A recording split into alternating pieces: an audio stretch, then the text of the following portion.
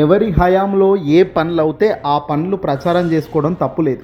కానీ మన హయాంలో జరగనివి, మన హయాంలో అసలు రూపకల్పన లేని అంశాలు మనం డబ్బా కొట్టుకుంటా అంటేనే ప్రజల ముందు మనం చులకన భావం అయిపోతాం. క్రెడిట్ చోరీ అనేది ఏమాత్రం మంచి పద్ధతి కాదు.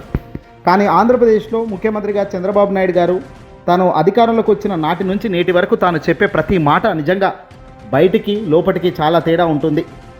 తాజాగా భోగాపురం ఎయిర్పోర్ట్ ప్రారంభోత్సవం నేపథ్యంలో చంద్రబాబు క్రెడిట్ చోరీపై అడ్డంగా ఇప్పుడు పెద్ద ఎత్తున చర్చ జరుగుతోంది. హైదరాబాదును నేనే కట్టేశా, సెల్ ఫోన్ను నేనే కనిపెట్టా, విశాఖకు గూగుల్ డేటా సెంటర్ నేనే తెచ్చుకున్నానంటూ డబ్బాలు కొట్టుకున్న చంద్రబాబు నాయుడు గారు తాజాగా భోగాపురం అంతర్జాతీయ విమానాశ్రయాన్ని కూడా తన ఖాతాల్లో వేసుకునే ప్రయత్నం చేస్తూ అడ్డంగా ఇప్పుడు దొరికిపోయారు. 2023 మే 3వ తారీఖున భోగాపురం అంతర్జాతీయ విమానాశ్రయానికి వైఎస్ఆర్సీపీ పార్టీ హయాంలో ఉన్న జగన్మోహన్ రెడ్డి గారు శంకుస్థాపన చేశారు.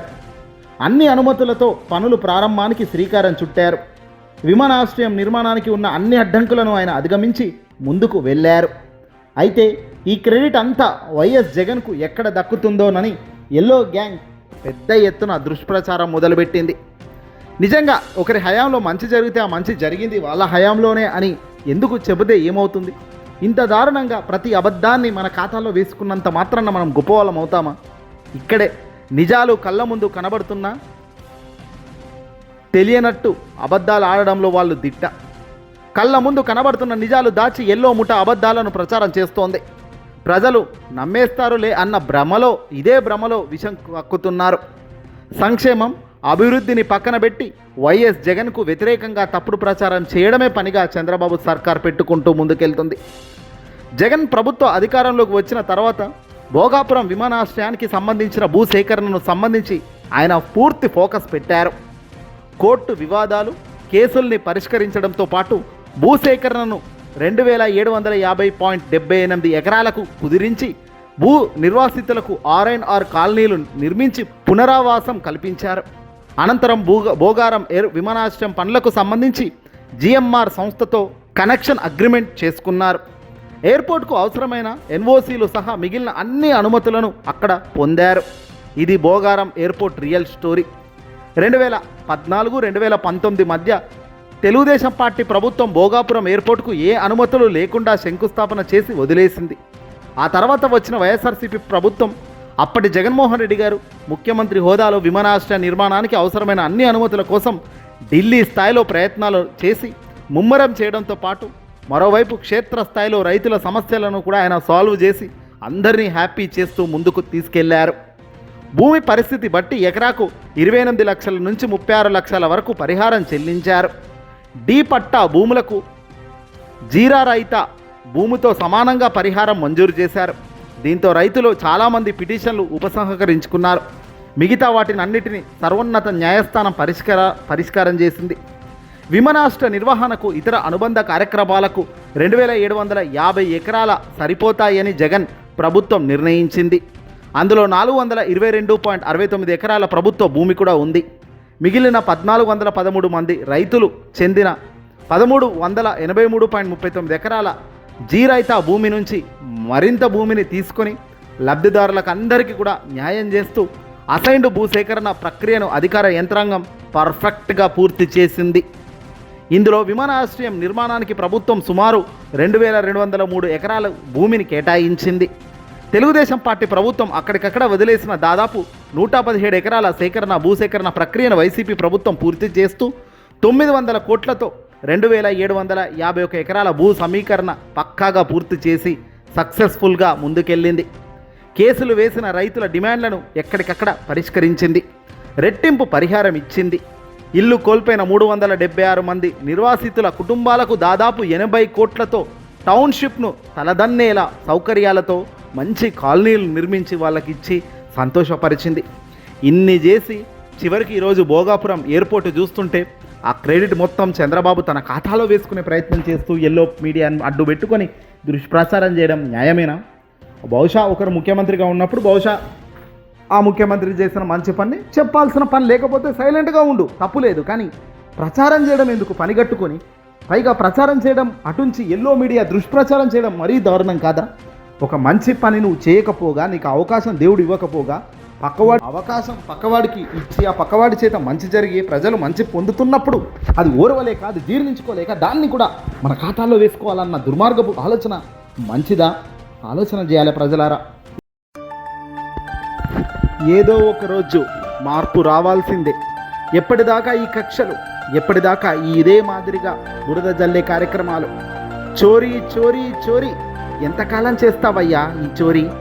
40 ఏళ్ళ సీనియర్ రాజకీయ నాయకుడు నన్ను చెప్తూ వచ్చా, హైదరాబాద్ మొత్తం నీ కళ్ళారా నీ చేతులారానే అభివృద్ధి చేశానంటావు. బెంగళూరు, చెన్నై, తమిళనాడు అన్ని రాష్ట్రాల్లో నీ ప్రమేయం ఉందంటావు. దేశవ్యాప్తంగా గొప్ప హోదాను నాకు ఉంటే నేను వద్దు నాకు హోదాలు వద్దు అని అన్నాను అని గొప్పగా ఆటలు నువ్వే చెప్తావు. టెక్నాలజీ తెచ్చింది నువ్వే, సెల్ ఫోన్ కనబెట్టింది నువ్వే, సిమ్ కార్డ్ ఎలా వెయ్యాలో చెప్పింది నువ్వే, శుక్రుడికి గురువుకు ఎలా ప్రకృతిని నడిపించాలో కూడా బహుశా నువ్వే చెప్పి ఉన్నావేమో. పైనున్న సూర్యుడు చంద్రుడు ఏ టైంకు ఎక్కడ వెలగాలో చెప్పింది బహుశా నువ్వేనేమో, మాకు తెలియదు. కానీ ఇప్పటిదాకా ఒక లెక్క, డిజిటల్ మీడియా డిజిటల్ సునామీలో నువ్వు చెప్పే అబద్ధాలు వరదలా కొట్టుకుపోతాయి సుమా, జాగ్రత్త. భోగాపురం ఎయిర్పోర్టు విషయంలో జగన్ తన అధికారం హయాంలో వైఎస్ఆర్సీపీ పార్టీ తన హయాంలో చేసిన మంచిని భోగాపురం ఎయిర్పోర్టుకి పొద్దు టైం టు టైం ఫినిష్ చేయగలిగిందంటే అది జగన్మోహన్ రెడ్డి గారు తన హయాంలో స్పీడప్ చేసిన విధానానికి శ్రీకారం చుట్టవచ్చు. కానీ ఇక్కడ చంద్రబాబు నాయుడు గారు ఏం చేస్తున్నారు?